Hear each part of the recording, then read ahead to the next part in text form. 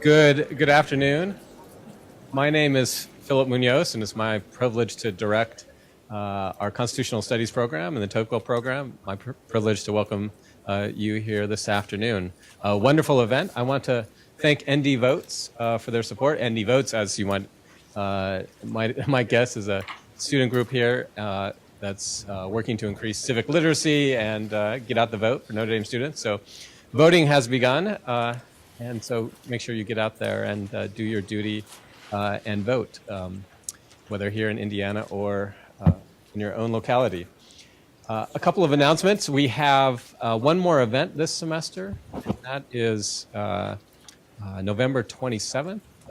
Very excited about this. Bill Galston, has a column in the Wall Street Journal and is at the Brookings Institution, and is probably best known as he was one of Bill Clinton's senior advisors. So Bill Galston, that's going to be on November 27th, I believe in this room at this time, and he's going to be speaking on liberalism after Trump.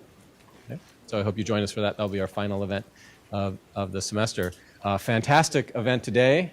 Very pleased to have our two visitors. I'm going to have Noel Johnson, a Tocqueville Fellow, physics and theology and philosophy student, come introduce our speakers. And before she does so, just one short announcement. We have our newest Tocqueville Fellow, Ramesh Ponnuru, as a 9-week-old Xavier. So congratulations to him.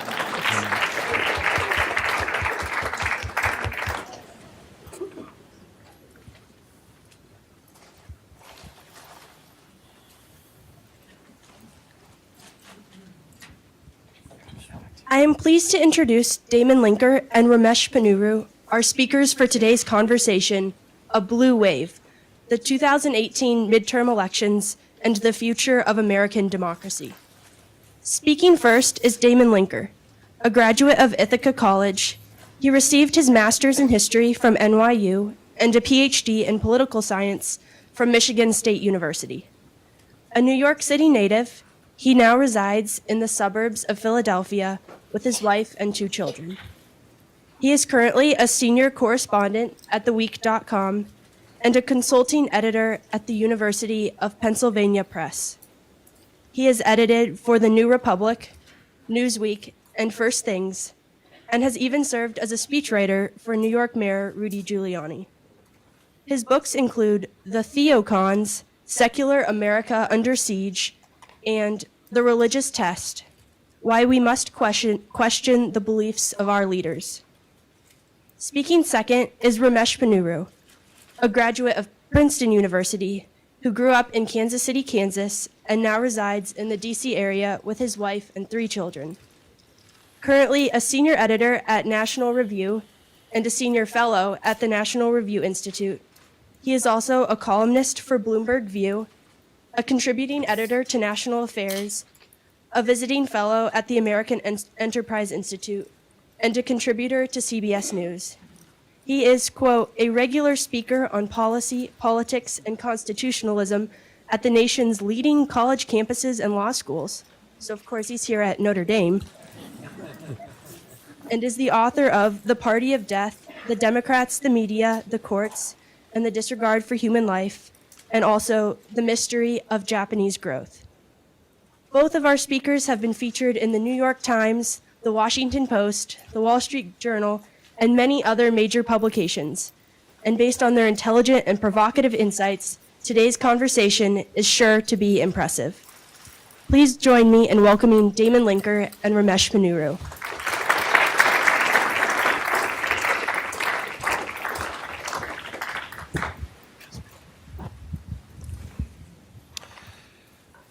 Thanks very much for that introduction.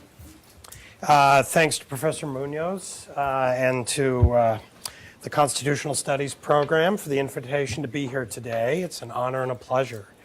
As I understand it, I have 2 tasks before me today in what will be certainly no more than 15 minutes, I promise. Here, I'm taking out my phone, so I have a timer right there.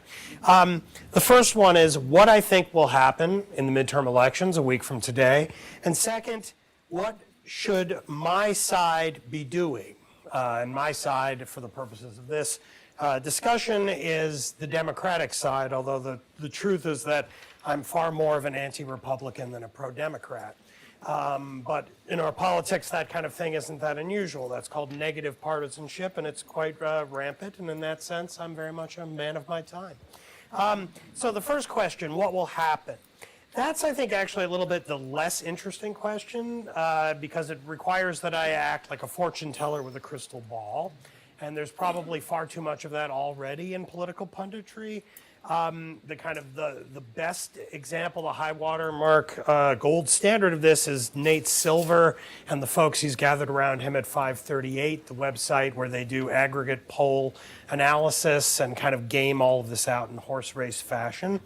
And I'd like to note kind of parenthetically that there's something a little deceptive about the entire attempt to kind of come up with probabilistic assumptions about what's going to happen in the future based on polling data. For instance, before the 2016 election, 538 gave Hillary Clinton, this is on the morning of the election in 2016, gave Hillary Clinton a 71% chance of winning, and obviously Donald Trump less than that. And yet, Trump, of course, won. Now, at the same time, other polling analysis outfits, like the one at Huffington Post, gave Hillary Clinton a 98% chance of winning. So when Trump, in fact, won, was that actually the equivalent of having 2 silver coins and 1 gold coin in your pocket and pulling out the gold coin? Or was it like having 98 silver coins in your pocket, 2 gold coins, and pulling out a gold coin?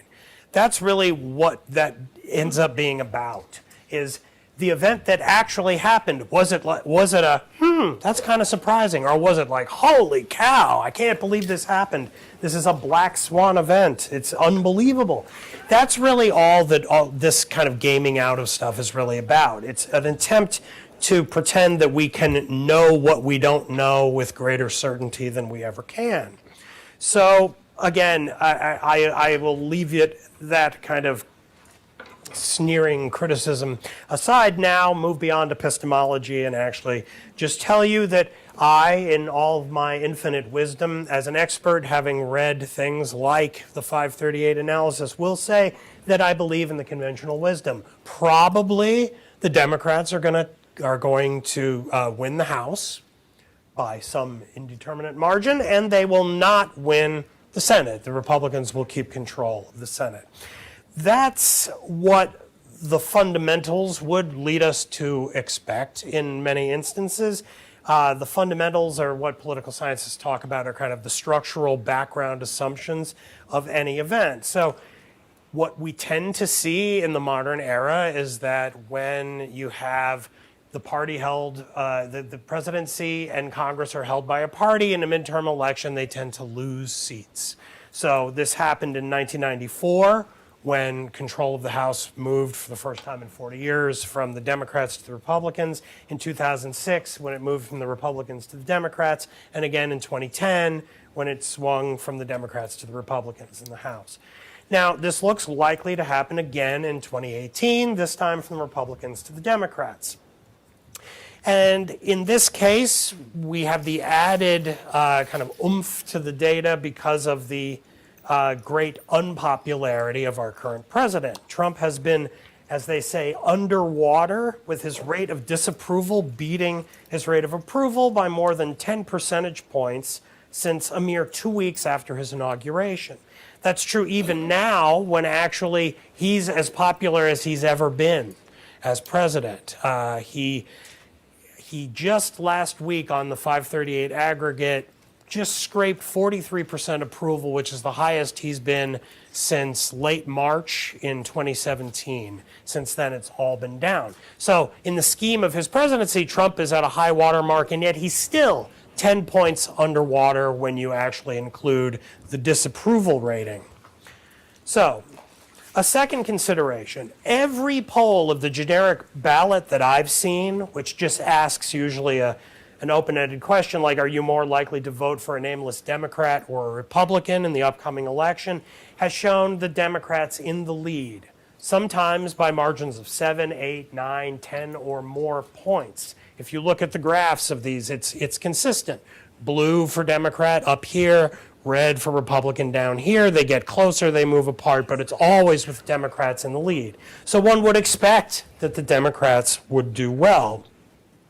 As for the Senate, that was always going to be tough for the Democrats in this cycle, just because of which seats are open, which of the third seats in the Senate are up this cycle. So and everyone seems to agree that, the odds are with the Republicans to hold the chamber. So I guess on this part of my remarks, I'd like to close by noting a couple of uncertainties to keep in mind. One is turnout. Polling is often based on likely voters, the people who the pollster assumes are going to show up. But what if those assumptions are wrong? We never really know that until the election has taken place. So if we get unusually high turnout on the Democratic side, which people are thinking we might see, that would lead to one outcome. But what if actually the Republicans, because of all of the controversy around Brett Kavanaugh's nomination, now combined with fear of the caravan marching here, 7,000 unarmed people mostly from Honduras heading toward the border, and President Trump is doing everything he can to keep that in the news. He's sending now, it sounds like 14,000 troops, which is 2 troops for every 1 migrant to the southern border to protect us from the threat posed here. What if that really gets Republicans to show up way more than you'd expect?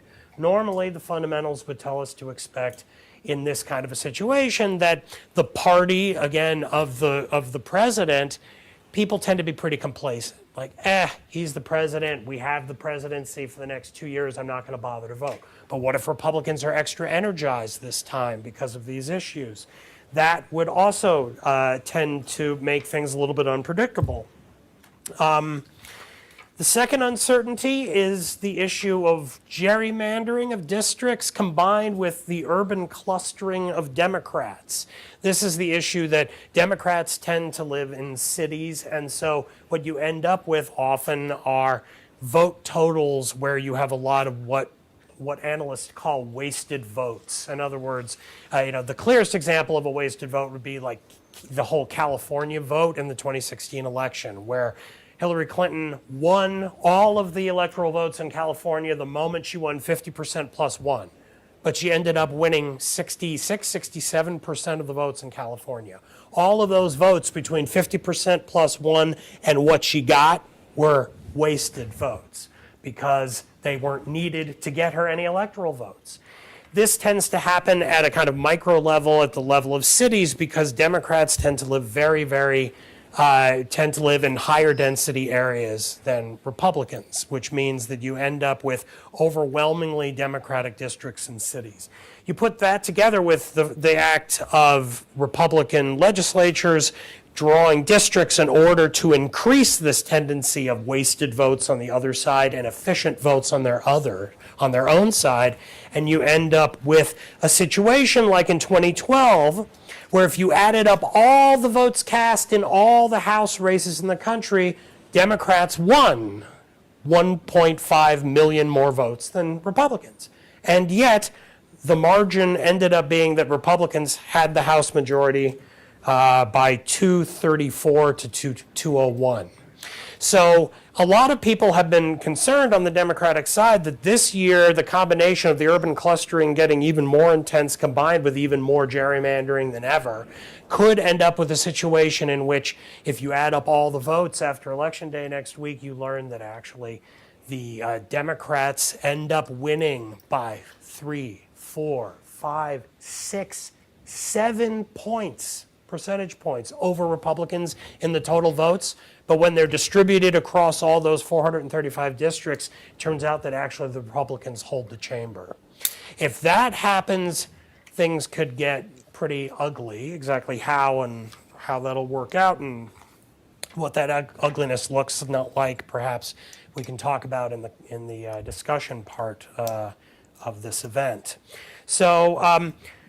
So finally, what do I think Democrats should be doing, the second part of the agenda? Well, I would say pretty much exactly what they have been doing, which could be described as a strategy of divide and conquer.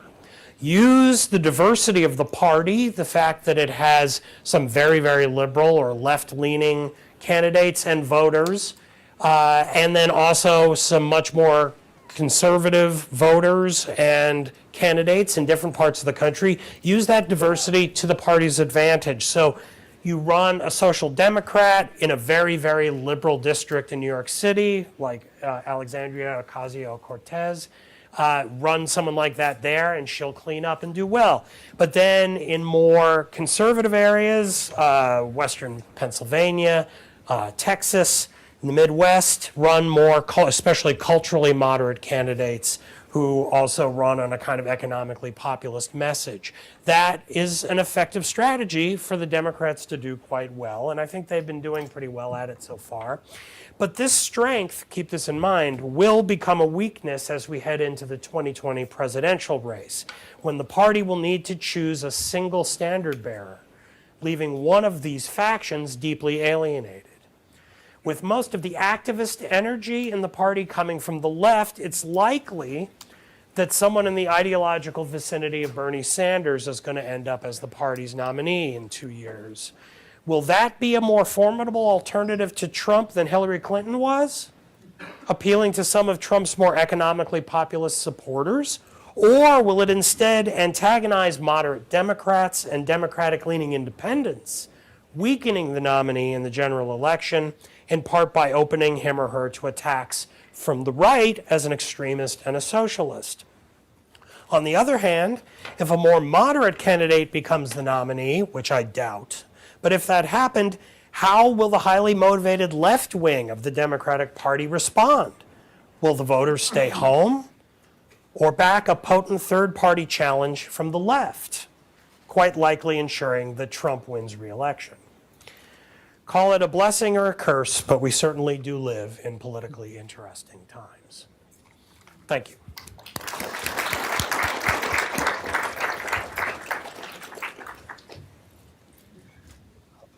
Thank you all for coming. Thanks to the Tocqueville program for bringing me here. Thank you, Noel, for that introduction. I'm always delighted when somebody gets my name right at a public event. I was once called Deepak Chopra on national television. And thank you for the onesie. Although it's a little dismaying to see that Xavier's already outstripping me academically at 9 weeks. So, the nice thing about the name Xavier is nobody thinks he's a Presbyterian baby. We got that base covered. So, like Damon, I want to spend a little less time on the psephology question. As I've always been reluctant to offer election predictions, and I became more so after my mid-2015 prediction that surely the Republican Party would never be so reckless as to nominate Donald Trump for president. A prediction that is maybe not looking that great right now. I do think that we've still got undecided voters out there. About 14, 15% of independents seem to be undecided. Historically, they break one way or the other. They're not going to split 50-50 when they actually vote. And that is the difference between there being a Democratic wave and there not being one. That said, if I had to predict, I would think the House Democrats pick up about 30 seats. End up with a slim, but not catastrophically slim majority, something like 225 House Democrats to 210 House Republicans. And I guess at that point, Pelosi would have to twist some arms to get people to pretend on the Democratic side that they hadn't said that they weren't going to vote for her for Speaker. And that she's actually pretty good at that, and she'll probably make it, and she'll be Speaker again. In the Senate, I would expect Republicans to pick up a seat. Maybe we end up with like 53 Republican senators, and as Damon said, I think that's almost entirely a function of the map. By some measures, this is the best map that Republicans have had since the popular election of senators began. In 1918 would have been the first one of those. It's if Hillary Clinton had won in 2016, 40,000 votes in 3 states had gone the other way, I imagine Republicans would be close to getting filibuster proof in the Senate. I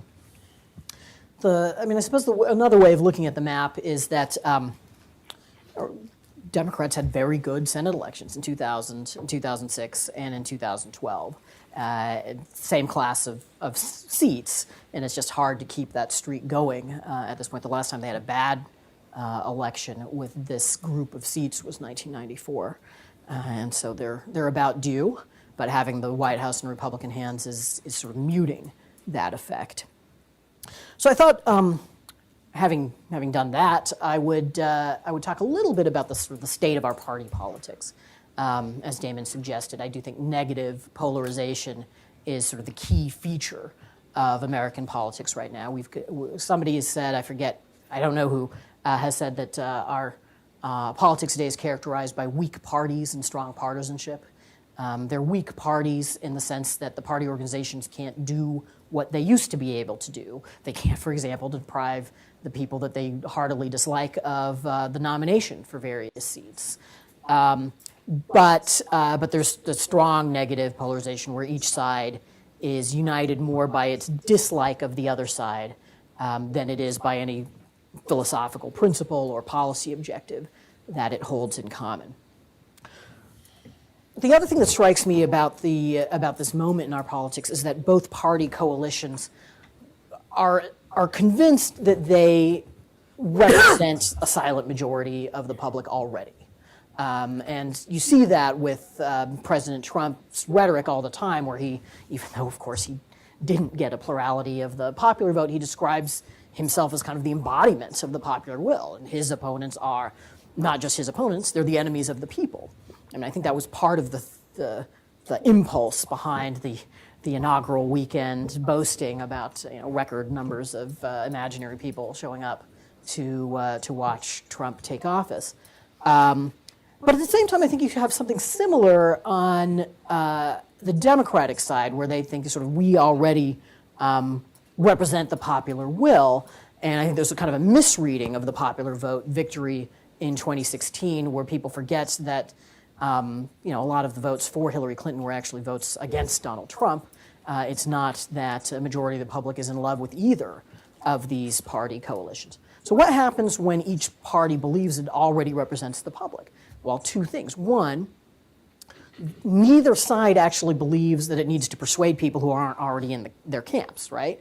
You've already got the people. All you've got to do is mobilize them, turn them out. Second, if you lose, there must be some nefarious explanation since you represent the people, and you've got sort of competing nefarious explanations on each side. On the Republican side, it's the deep state is undermining you, or the news media, or Hollywood. Those things are keeping people from seeing that they're actually with Trump and they're with the Republicans. On the Democratic side, it's dark money, it's gerrymandering. Now, in both cases, actually, there is something to each of these explanations. The urban clustering and gerrymandering do create a structural disadvantage for Democrats in the House and the Senate. On the other hand, those are also disadvantages that historically they have been able to overcome and could overcome if they were willing to make different choices in terms of ideology and policy and style than they have been willing to make. But again, if you think you already sort of embody what the public wants, you're not going to be inclined to do that. You're going to resent being told that you need to make any kinds of changes to what you've been doing. Both parties, I think, so that's what the parties have in common. On the Republican side, I think you have kind of an odd situation where President Trump overthrew a previous Republican establishment and sort of exploded the old Republican program, which one could summarize as kind of free trade, entitlement reform, deregulation, tax cuts. He showed that it had limited purchase even with its own voters. But he didn't replace the old party orthodoxy with anything new, because he's just fleshing out a policy agenda based on the impulses he has. That's not among his political talents or possibly interests. Now, normally when you have a party that sort of doesn't know what it stands for. It's a party that's in the wilderness and is trying to figure out what it should do and what it should stand for while it's in the wilderness. But this happens to be a party that doesn't know what it stands for or what it wants, but also happens to have more power than it's had since the late 1920s and is in control of almost everything. And this is why I think the congressional Republicans basically gave up after December of 2017. And, that was it for major legislation. We've got unified control of the government. We're not really going to use it.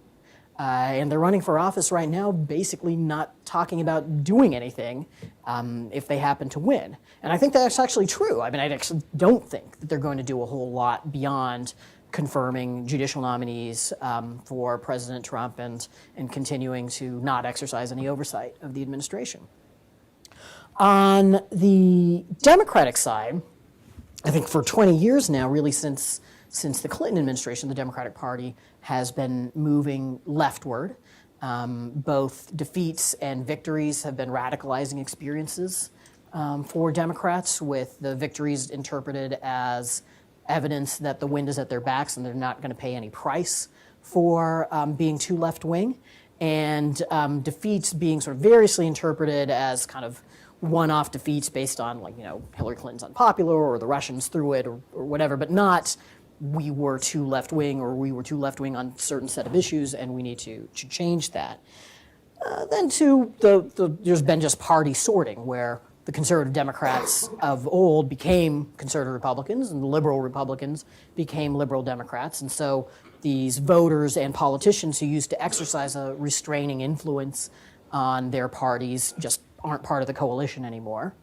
And then public opinion moved left on some issues, which I think created a kind of false sense on the part of Democrats that there's no such thing as going too far. And then finally, demographic change has been relied upon by a lot of Democrats for really, I'd say about 15 years at least. A lot of very smart, thoughtful Democrats have decided they're the coalition of the ascendant. The demographic groups that conservatives rely upon are shrinking as a portion of the American electorate. The white working class is shrinking. The population is becoming less religious and less white. And this is going to sort of inevitably carry a liberal coalition to victory. The problem with the coalition of the ascendant is that it hasn't gotten around to ascending just yet. And I think there is a problem, just like they say that being right prematurely doesn't profit you in the stock market. I think similarly, courting the hypothetical voters of the future is not a good substitute for appealing to the actual voters of the current election. I think that did happen a little bit in 2016. But I don't think that there's any fundamental thing that's going to cause either party, regardless of how this election goes, to rethink the basic approach that they're taking. It often has struck me that, with the Clinton, George W. Bush, and Barack Obama, we had 3 back-to-back 8-year presidencies for the first time since Jefferson, Madison, and Monroe. And the tail end of that period was called the era of good feelings. So I propose that ours should be called the era of bad feelings. And I am afraid that I don't see it ending anytime soon, certainly not with the next elections. Thank you.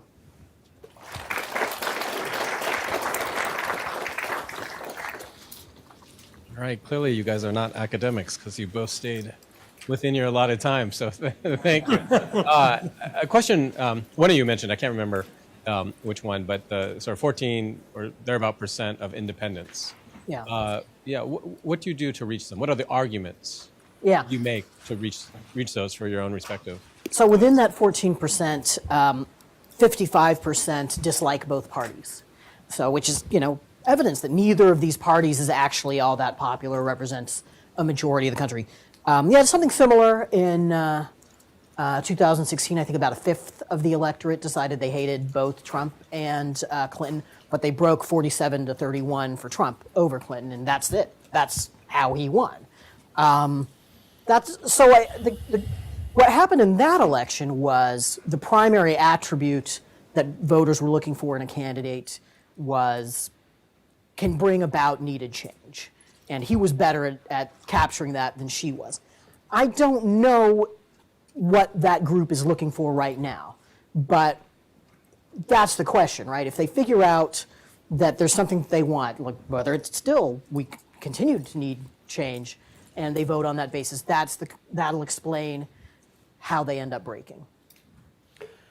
I mean, I think to go with negative partisanship, I think the Democrats' strongest play right now is just to keep pointing to the Republican Party, and especially its head, the president, and say, bad guy, bad people, corrupt, mean, nasty, cruel, not American, we can do better than that, we are better than that, and just bring that message, because those who are independents but might break for the Democrats are not likely to be the ones who are going to get very excited at the prospect of single-payer health care or any of the other things on kind of the more left-leaning wish list that I think you're going to hear a lot of in the Democratic primaries in about a year.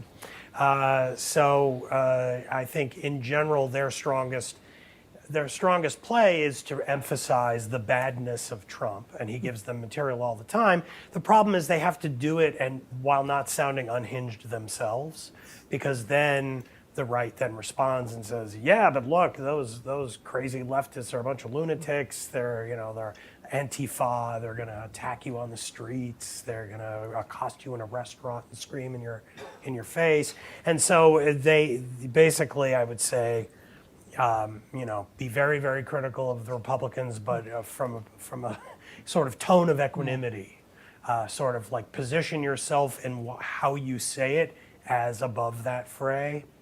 That would be the balance. And I'm seeing some of that, but then they're on social media and on other platforms, some on MSNBC and other places, you see plenty of the unhinged version of it too. So if I can get back in and get a second bite of the apple in response to what Damon said, if I could just play like Democratic strategist, which is not a role that anybody would ever hire me for. I think that the anti-Trump message is maxed out, or at least as it has been made. If I were them, the aspect of Trump that I would go after is not outrageous, cruel, et cetera. It'd be plutocratic, corrupt. That he says he's with you, working class folks, but he's actually with the people in the corporate suites.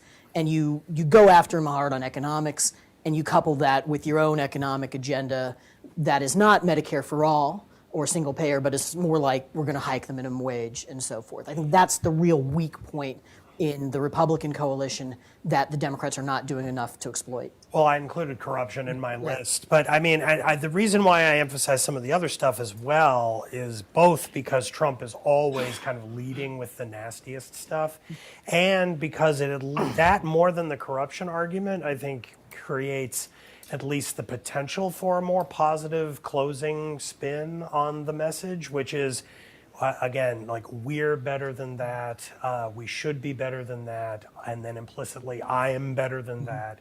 As opposed to the corruption one, yeah, I mean, I am not corrupt. That's a harder position to land in a kind of campaign message.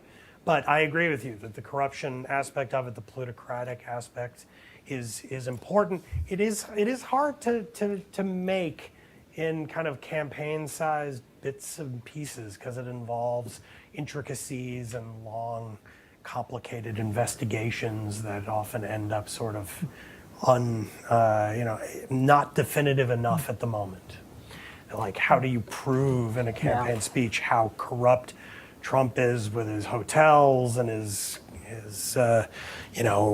overseas expansion plans for the Trump empire? That's sort of like eyes glaze over, a little bit difficult, as opposed to, can you believe, America stands for something, inclusiveness. We're an ideal for all people around the world. We're not an armed camp with walls. That sounds to me more like a rousing positive message in the end, but I could be wrong. If you're both right and we see a change in the House but not in the Senate, do we see an impeachment of someone, anyone? Well, they have to choose if it's Kavanaugh or Trump first. Why not? What I do you mean, think? my view is, I said this we had dinner last night talking about this with some faculty here. If the Democrats if they don't get the Senate with a margin of 67 votes, they're not going to remove Trump from office. So it would be preordained that it was a kind of pure gesture of impotence, that they know they're going to impeach him, meaning they bring him up on charges, they have a trial, and then utterly fail to convict and remove him from office. And the Democrats have to make a calculation whether the political benefits of doing that outweigh the political downside, which is that you look like a bunch of incompetent lunatics doing this. If you're not going to, I mean, do you remember offhand, what was the final vote in the trial of Clinton in '98? 50-50. Okay. So, I mean, that didn't come very close either, and it didn't particularly help the Republicans at all. At least I don't think it Or did. No one 50-49 won because Specter voted not proven is under Scottish law. If you recall, this is the kind of thing that made Arlen Specter my such a former charming senator here. Yeah. So I mean, I like to think they won't do it, and that certainly if you ask Chuck Schumer in confidence behind closed doors, do you think this is a good idea? He would say, God, no. He doesn't want to do that. But as with on the Republican side, the more rabid folks are in the House, and they've got a lot of activists and angry voters in their districts who want them to take this effort down. And I think there's going to be a lot of pressure for them to do it. I hope they don't do it. What about Kavanaugh, though? I mean, would they say? I don't see that going anywhere. My view of it, at least. So on the Trump front, I think that they think they're going to be able to head off the pressure. The Democrats think they're going to head off the pressure to impeach, but they're wrong.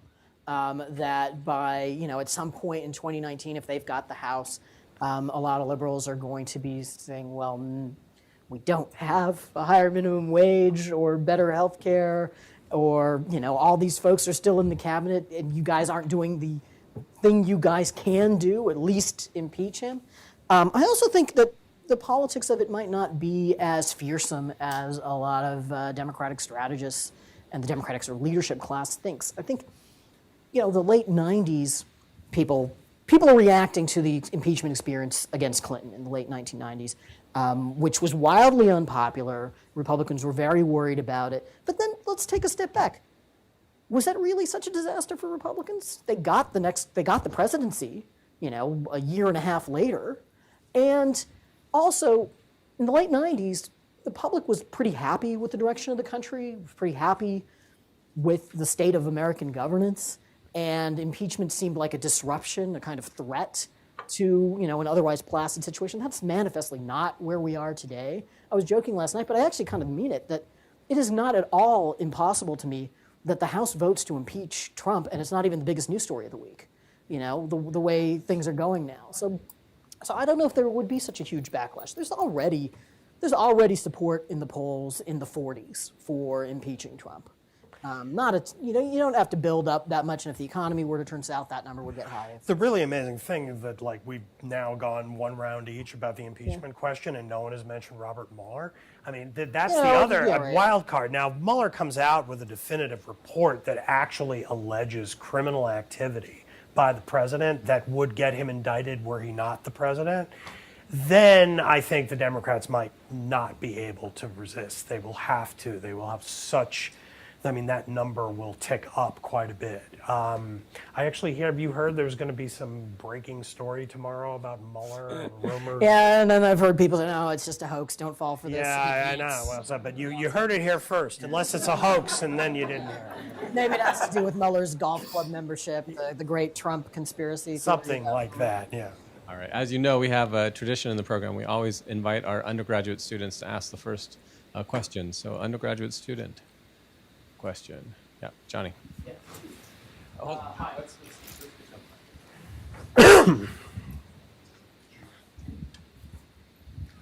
Thank you. I'm Johnny Soper. I'm a senior studying political science. My question is, as both of you sort of predict that the House will go to the Democrats, the Senate will stay Republican. In 2008, when President Obama was elected, a group of House Republicans got together and said, we will do everything we can to stop every piece of legislation from being passed from this administration. And the polarization has only gotten worse since then between both parties. If we have the next 2 years of a divided Congress, does anything happen? Do we get anything done? Yeah, no, that's No, no. So, I mean, even before the current era of polarization, the last time we had a Republican Senate and a Democratic House or split of that particular kind was 81 to 87, and that was already a period where you had more government shutdowns than you usually do, and I wouldn't be surprised to see something like that happen again. I just think there's not even a whole lot of appetite on the part of either party to do a ton of legislating. And so, I mean, unless A, Trump were to react to Democrats winning by deciding he wanted to make a deal with him, and Democrats were to say they're willing to do a deal with him, and both of those seem almost cosmically unlikely events, then no legislation's happening. Other things happen. There are judicial confirmations through a Republican Senate. And cabinet appointees get replaced as they resign or are indicted. And one interesting thing though, one thing we have not seen that maybe we see in 2021 is a new president with a Senate from the other party. That hasn't happened since, 89 with George H.W. Bush. And under this, we used to have a tradition where everybody votes for the Secretary of State nominee, and that's now totally gone. So under those circumstances, if that happens, how does the new administration staff itself? Yeah, I largely agree, although keep in mind also that increasingly the way government is running in Washington is that it's basically a game between the executive branch and the judicial branch. And what you saw this morning with it announced that Trump is apparently going to sign an executive order ending birthright citizenship. Now, that doesn't mean that that's going to happen, because there are a lot of people, I would say the preponderance of experts think that that's the equivalent of him issuing an executive order to repeal the first section of the 14th Amendment, which obviously he cannot do. But he doesn't, or at least his advisors do not actually intend it to mean that. What he wants it to be is a kind of laying down of a gauntlet that will lead a federal judge within about 10 seconds to say you can't do that, and then it work its way up to the Supreme Court, where there will be an argument about the meaning of the first section of the 14th Amendment and whether it in fact does confer automatic birthright citizenship on anyone born in this country. That's the courts and the executive branch doing the people's business as they understand it, and the Congress just standing there going, That is kind of what we are seeing more and more of, and I think we're going to. And then there's also the dimension of regulation, the administrative state, where that's an ascendant issue on the court. And in the Trump administration, this whole idea of deconstructing the administrative state, slowly, getting the courts slowly to undermine the decisions that have given so much leeway to administrative agencies to decide how to interpret law. If that starts being undermined, then there'll be a lot of very interesting and far-reaching stuff happening, but Congress won't necessarily have much of anything to do with it. So, that's all kind of part of the ratcheting toward a kind of a non-democratic sort of, I don't even know what to call that kind of government. It's kind of, you elect the president, and then the president appoints people, and the president appoints judges, and that group of people rule the country. And then you have Congress that kind of comes into town and leaves, and raises money, and occasionally passes a tax cut. Yeah, so I think, it's like people used to, was it Bismarck who said that Turkey's was a weak power and its weakness was provocative? Institutionally, that's Congress. Its weakness is provocative, and it has led to executive and judicial overreach at its expense. And the idea in the Federalist Papers that congressmen will be jealous of their powers and seek to protect them just didn't take account of the party system developing. And so there's not that interest in self-protection. One interesting thing that we could see is that the conservative ascendancy in the executive branch and the conservative ascendancy in the courts could, on some issues, be at odds with each other. So if the courts are serious about pulling back on executive branch discretion in interpreting various laws, then that could clash with some of the things that that Trump wants to do. So, for example, one of the things that has been discussed recently is the president deciding on his own to index the tax on capital gains to inflation, on the idea that there's some wiggle room in the statutory language. The argument that he can do this relies entirely on the idea that agencies get to decide the scope of their own powers and courts shouldn't second guess them. If Gorsuch has its way and that's no longer good law, then that argument just completely falls to the side, and I think that's true of a number of other things that the executive branch might be tempted to try to do. Let's get another question. Another student question. Stand up and tell us your name and where you're at. My name is Patrick Imony. I'm an undergraduate political science student. And not to pull you back into election predictions, but for people who are bullish on Democratic prospects in the House, there's sort of two competing takes.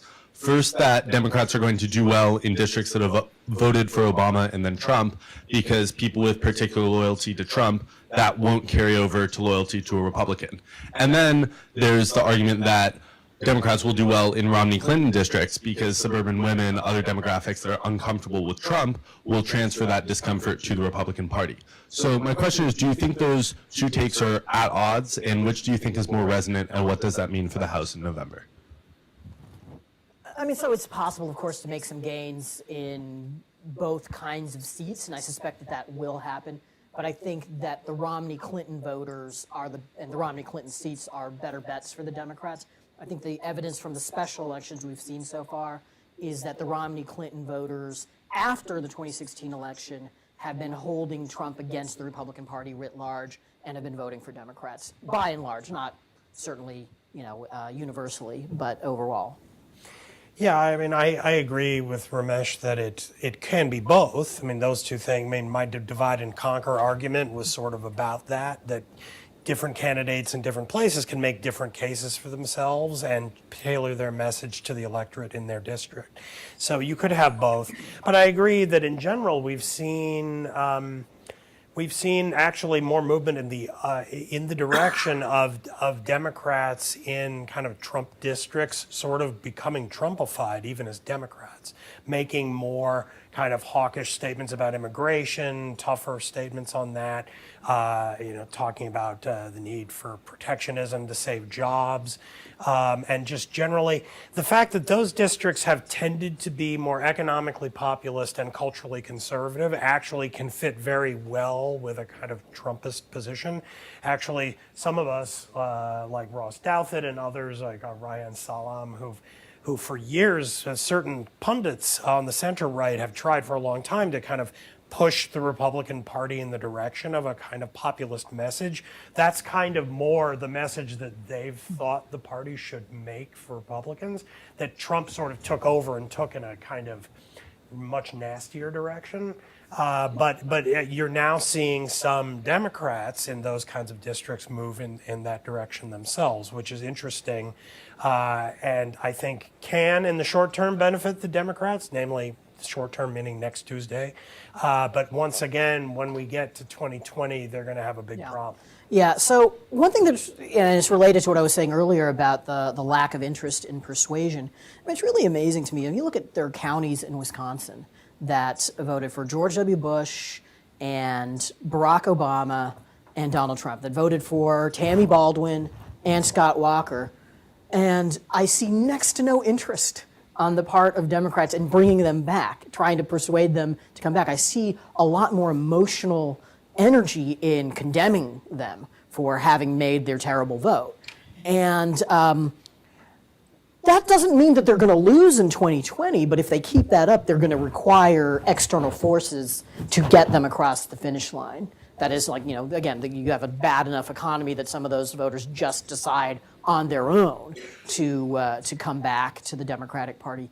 But I just don't see the kind of effort from Democrats in trying to bring them back that you would think would be in the party's interest. Right. So instead of Hillary Clinton winning 67% of California, whoever is the nominee in 2020 will get like 75% Right. of California and still get the same number of electoral votes. It does boggle the mind a little bit. I saw this piece in the Atlantic, like if the Democrats come up short in the House, they're going to be very interested in reforms to change the system because their popular vote win should really be translating to more power. Like, how are they going to get these reforms through since they've just lost the House? Yeah, exactly. That's the paradox. I mean, Step one, lose. well, some of them are things that they could do if they gained power. Other things are things that would require a constitutional amendment, which is like all the talk about the Senate. You know, sure, let's change the Senate. A constitutional amendment, wow, and buy-in from a lot of states that benefit from the current arrangement of the Senate. It's actually That's not going to happen. equal representation in the Senate is in the Constitution as an unamendable feature of the Constitution. Unless the state agrees. Unless the state agrees, right, yeah. So if Wyoming decides, yes, we would like to commit political suicide, thank you. Yes. We'll just take one senator. Another question. We'll open it up to anyone. Well, actually, on this point, Let's get on the mic because streaming this live on Wait, nobody told me that. I take back a lot of this. Anyway, go on. no, on this very point, and actually we discussed this over dinner last night as well, but I'll put you on the spot. Were we to see a blue ripple or even a slight red ripple, in other words, that your predictions don't come true, in particular regarding the House and the Senate holds, so that the Republicans maintain majorities in both chambers. What, speculate, I guess, what you think would be, Damon suggested we might see a kind of extreme reaction.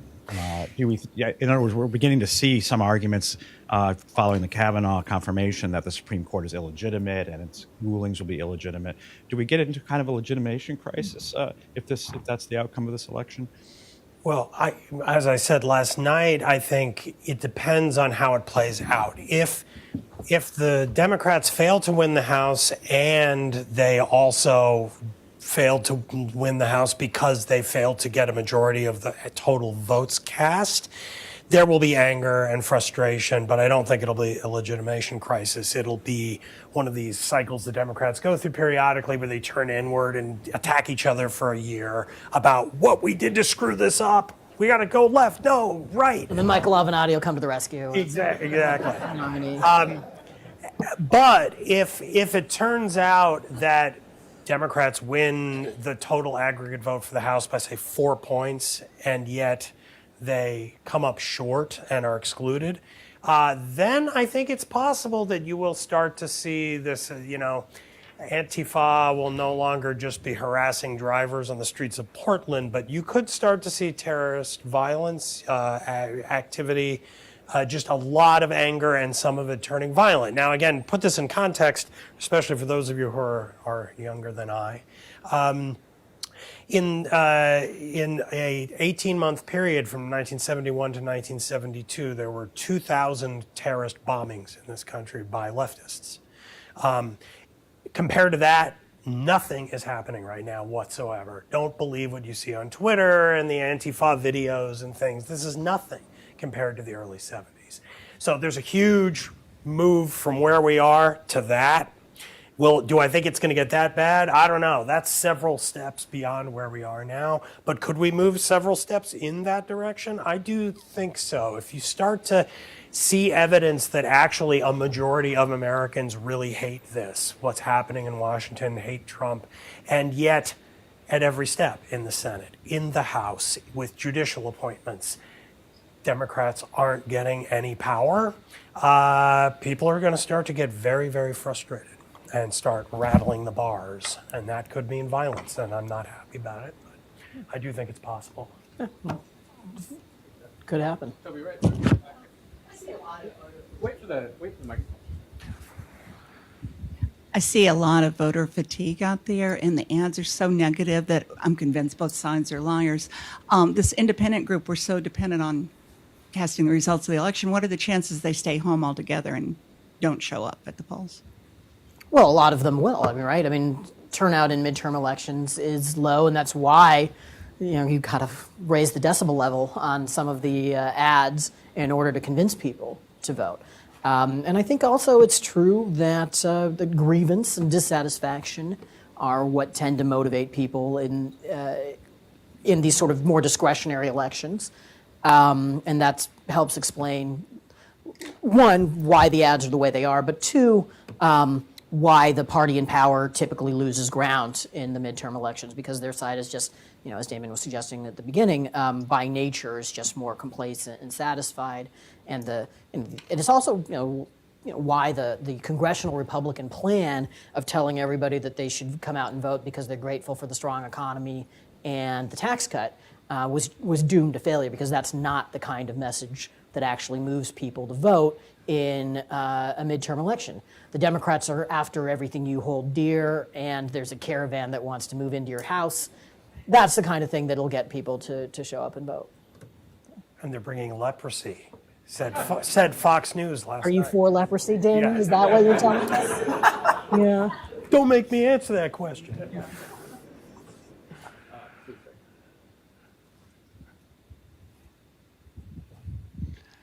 Good afternoon. When we think about the identity of the Republican Party, are the Republican Party and the Trump administration, are they still distinct entities? And if there is a Republican Party that more towards what I think about when I think about what the Republican Party stands for or is supposed to stand for, what is their strategy looking into 2020 and potentially 2024? So they are distinct entities, although the distinction is getting blurrier all the time. I think the Republican Party is invested in him right now, and through 2020, I find it very hard to imagine a successful primary challenge to him. If Trump were to lose in 2020, what's the line from Mad Men? You'll be amazed at how much this never happened, right? Yeah. Like everybody will move on very rapidly from Donald Trump at that point on the Republican side. It'll be, there'll be a faction of the party, but it won't have the kind of dominance. It won't command the party loyalty the way it does now. I think, so to vastly simplify, I think there are basically three groups in the Democratic Party. There's sort of business-oriented moderates. Republican, you mean? Sorry, the Republican Party, yeah. Business-oriented, it's just such a disorienting time.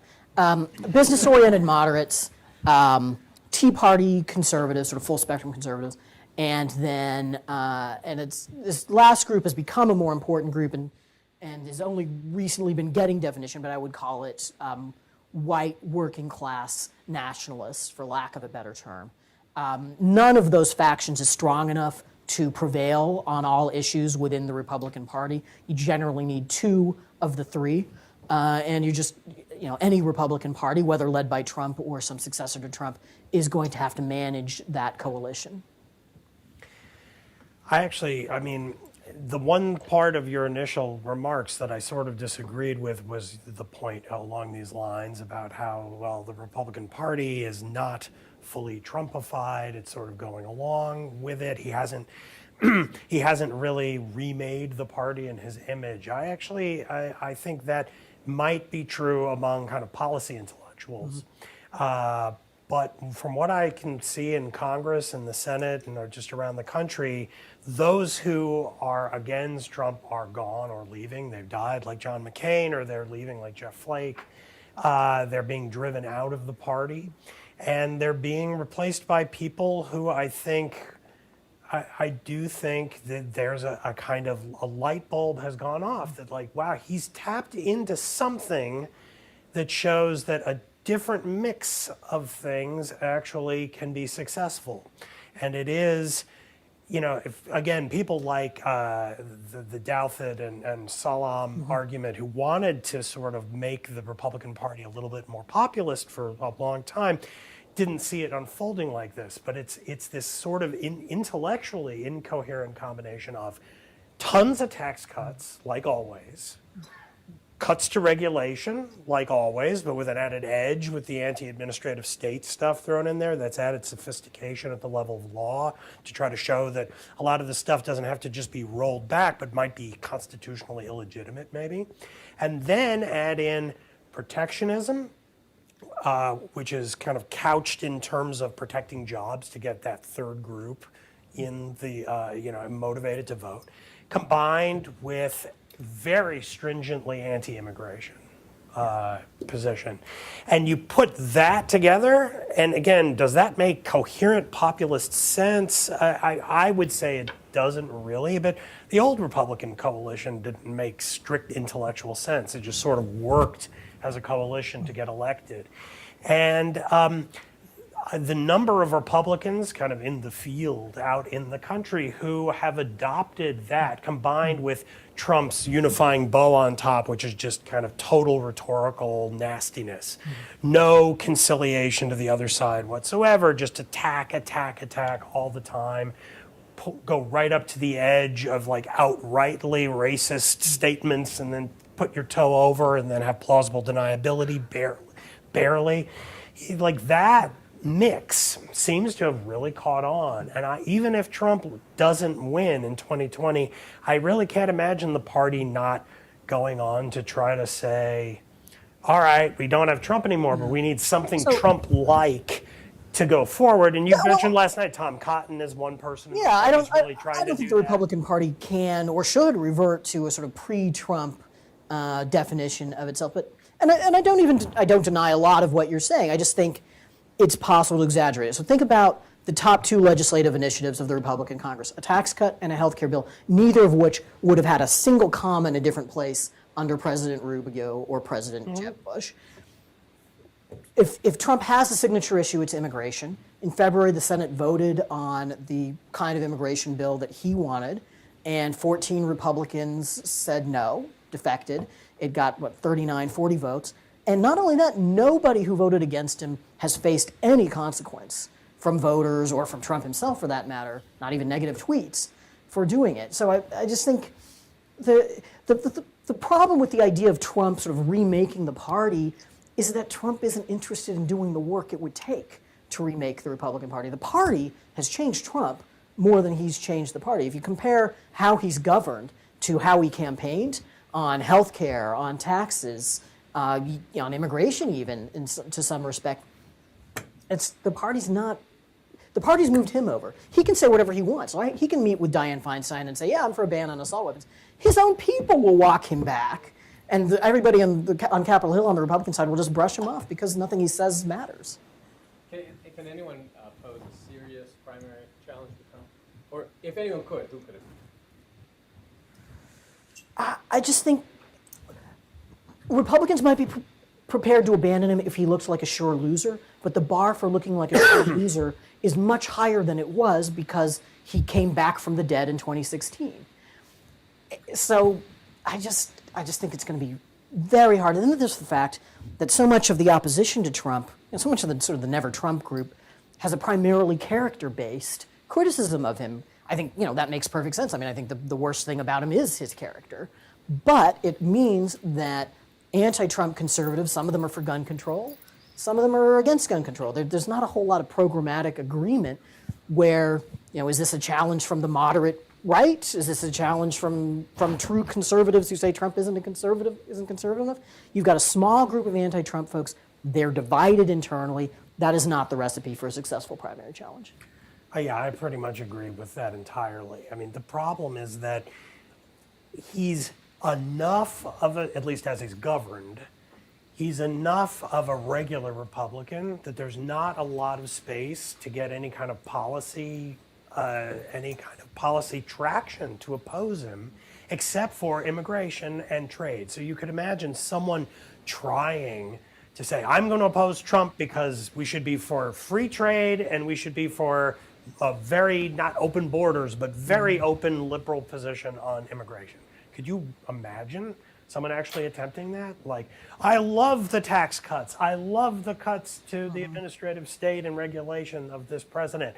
But I hate the protectionism, and that's not going to. And the effect of it would be to drive loyal Republican voters further into the protectionist and anti-immigration. Yeah, it's just not that isn't going to do it. Can we get a celebrity candidate on the left?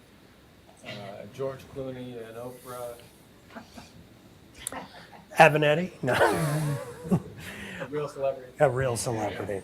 I don't know. Maybe. I mean, that might be the future of American democracy for all we know, is that basically you just have a movie star against a reality star, against a TV star, against a musician, Kanye. I mean, it is possible, and I dread that future, but with Trump, we already have the beginning of it. Go back to Reagan. I mean, he was a B-movie actor. People at the time were like, he can't be president, and then he was. Now Trump. There were some intervening steps. Yeah, well, it is. It is. I mean, but in retrospect, you can now look back and realize that, well, there's a way in which pop culture is the one thing that reaches the most number of people in this country, and so the transition from that world to politics is much narrower than we might have thought, more so maybe than from a governor's mansion to the White House. Yeah. So the nomination and the victories of Obama and then Trump and then the weakening of the party structures, all of that has made it harder to cull the field of presidential candidates. And when you've got a field of 17 people, or who knows, I mean, Congressman John Delaney of Maryland, who probably, three of you could recognize that name, is running for president on the Democratic side, right? So there's going to be 24 people running. Under those circumstances, a celebrity starts out with this huge advantage that they can get, all this attention, and people already know who that person is. And, and in the case of Donald Trump, as we found out in 2015, CNN will cover you like you're a missing plane. Absolutely. I mean, yeah. Oh. Question over here. Toby, up in the corner, John Snyder. I don't need a mic. We need it. We need it. 3 or 4 times now. I'd like to pose. Take the mic anyway. I'd like to pose a scenario to you.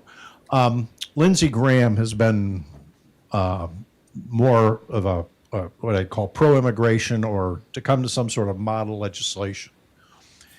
If he could convince Trump to come to some sort of middle-of-the-road immigration plan that was acceptable in the Senate, do you think a Democratic House would vote for it? Or do you think they would vote against it just to deny the Republicans and Trump, quote, a victory on a major internal issue? Big if to start with. My sense of it is that the Democratic Party, voters and politicians, have been moving left on immigration pretty dramatically over the last decade, and are just not eager to agree to even the compromises that Democrats agreed to in 2006, 2007, and 2013 on that issue. I mean, I think that's the issue. Then add on the further bridge of working with President Trump. I think that's pretty hard. I also think that this whole idea of having one big piece of legislation that settles immigration is a mistake, that it ought to be broken into pieces and you can make limited progress. So, for example, do a deal where you legalize all the kids who came here as kids illegally, and at the same time you ramp up sanctions on people who hire illegal immigrants. And then after you've shown that you can do something like that, then you start tackling some of the other issues. Yeah, I mean, a few things. First of all, I think Lindsey Graham has decided to exit the room on most of his previous stances. I think I saw just this morning that he talked to a reporter about the whole birthright citizenship issue, and said that he wants to sponsor a bill to. He's been on that before. That's not a new stance on his Yeah, part. I know, but the whole way he handled the Kavanaugh business, he's remaking himself as more Trumpist all the time. So I don't think he would necessarily be the one to broker that kind of a deal on that issue. Plus, he'll be Attorney General. So. Well, that too, perhaps, or Secretary. Nikki Haley will have to State, broker the deal as Graham's replacement. Defense secretary or something. But I actually think immigration, for the reasons Ramesh said, is not the best place for that kind of cross-party deal.